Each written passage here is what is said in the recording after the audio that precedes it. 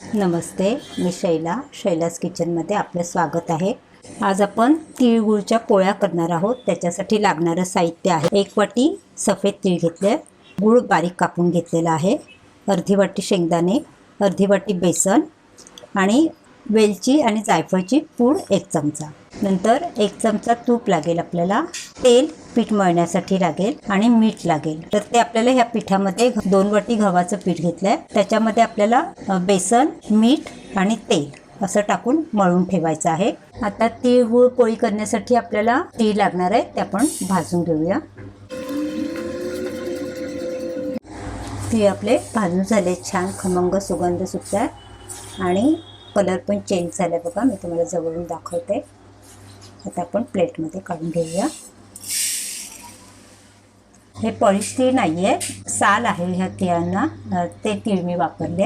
ह्याच्यामध्ये जास्त जीवनसत्व असतं म्हणून हेच आपण वापरायचे। 1 चमचा तूप टाकून बेसन परतून घेऊया, एकदम छान व्यवस्थित खमंग परतून घ्यायचं, छान सुगंध येईपर्यंत आणि कलर चेंज होईपर्यंत असं व्यवस्थित दाबून घ्यायचं। मगाशी आपण 1 चमचा तूप टाकलेलं, मी अजून 1 छोटा चमचा तूप टाकलं आणि तसंच परतून घ्यायचं आपल्याला व्यवस्थित, छान कलर चेंज होईपर्यंत आणि छान सुगंध येईपर्यंत मस्त खमंग भाजायचं एकदम। गॅसची फ्लेम लो आहे।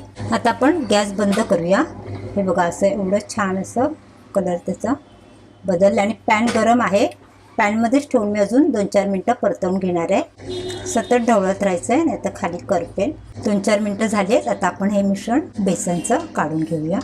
आता आपल्याला काय करायचं आहे, हे तीळ थंड झाले आहेत, हे आपण मिक्सरला लावून घेणार आहे, बारीक एकदम करायचे। नंतर शेंगदाणे पण आपल्याला मिक्सरला लावून घ्यायचे आणि शेंगदाणे, तीळ आणि त्याच्यामध्येच आपल्याला गूळ टाकायचं आहे मिक्सरच्या मोठ्या भांड्यामध्ये। ते सगळं मिक्स करून घ्यायचं आहे आणि काढल्यानंतर आपल्याला बेसन त्याच्यामध्ये मिक्स करून हे जे आपण वेलची आणि जायफळची पावडर करून घेतली ते आपल्याला 1 चमचा टाकायची। मग हे आपलं मिश्रण तयार झालं, पुरण तयार झालं आणि आता आपल्याला पीठ मळायला घ्यायचं आहे। आता आपण तिळगुळ पोळीसाठी जे आपल्याला पीठ लागणार आहे ते मळून घेऊया। 2 वाटी पीठ घेतलं आपण, मीठ चवीनुसार, बेसन आणि तेल, हे व्यवस्थित आधी सुकं मिक्स करून घेऊया। आणि आपण जे चपातीसाठी जसं पीठ मळतो ना तसंच मळायचं आहे आणि 10 मिनटं झाकून ठेवून द्यायचं आहे। नंतर आपल्याला 10 मिनिटांनी पोळ्या बनवायच्या आहेत। गुळपोळी करण्यासाठी आपलं पीठ मळून झालेलं आहे। आता आपण 10 मिनटं झाकून ठेवूया, नंतर गुळपोळी बनवूया। आपण शेंगदाणे, तीळ मिक्सरला लावून घेतलेलं आहे। हे बघा, अशा पद्धतीने आपल्याला बारीक करून घ्यायचं आहे, मिक्सरला लावून घ्यायचं आहे आणि त्याच्यातच मी गूळ टाकलं, सुकं खोबरं टाकलं, वेलची जायफळची पावडर सगळं मिक्स करून घेतलं। हे सारण आपलं तयार झालं। नंतर पीठ मळून आपली 10 मिनटं झालेली आहेत। आता आपण पोळ्या करायला घेऊया आणि पोळी लाटण्यासाठी आपण तांदळाचं पीठ घेतलं। तांदळाचं पीठ वापरायचं म्हणजे छान पटापट लाटता येतात आणि चिटकत नाही पोळपाटाला। दुसरी गोष्ट, पोळपाटाला मी रुमाल लावला आहे, रुमाल लावल्यामुळे आपल्याला व्यवस्थित लाटायला जमते पोळी। आता आपण पोळ्या करायला घेऊया।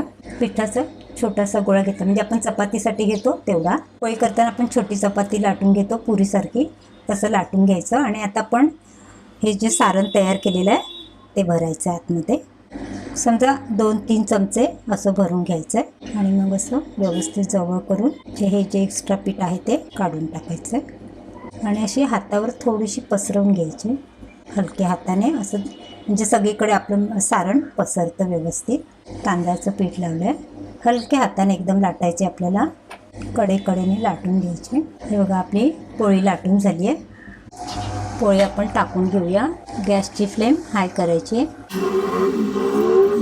2-3 मिनटं होऊ दे, नंतर परतूया। आता परतून घेऊया। साईडने असं व्यवस्थित दाबून घ्यायचं,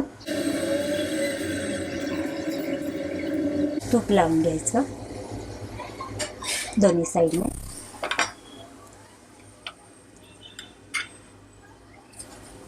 गॅसची फ्लेम कमी केली आहे, लो केली आहे। छान खरपूस भाजून घ्यायची, बघा किती छान दिसते, मस्त टूम फुगली आहे।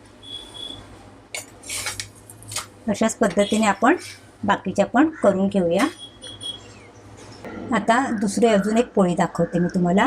सारण भरून घेतलं आहे. पहिल्यांदा अशी लाटून घ्यायची हलक्या हाताने आणि मग असं हे बोटं अशी हलकीच ठेवायची आणि फक्त असं हलकं हलकं हलकं असं गोल गोल फिरवायचं. ती बरोबर पोळी आपली सरकते. मध्ये थोडं प्रेस करायचं आणि साईडने असं असं असं करायचं.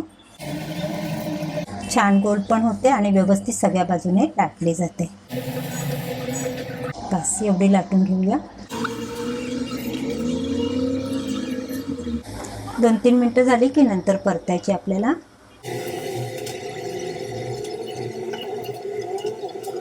गॅसची फ्लेम लो करते. खूप भरपूर लावायचं, मस्त लागतात मग.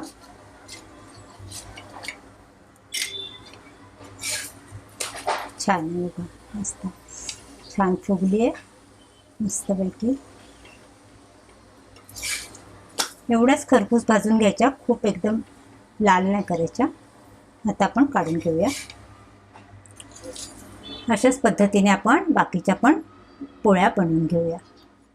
आपल्या तीळ आणि गुळाच्या पोळ्या तयार आहेत. मी तुम्हाला एक मोडून दाखवते पोळी, किती छान सॉफ्ट झाली आहे.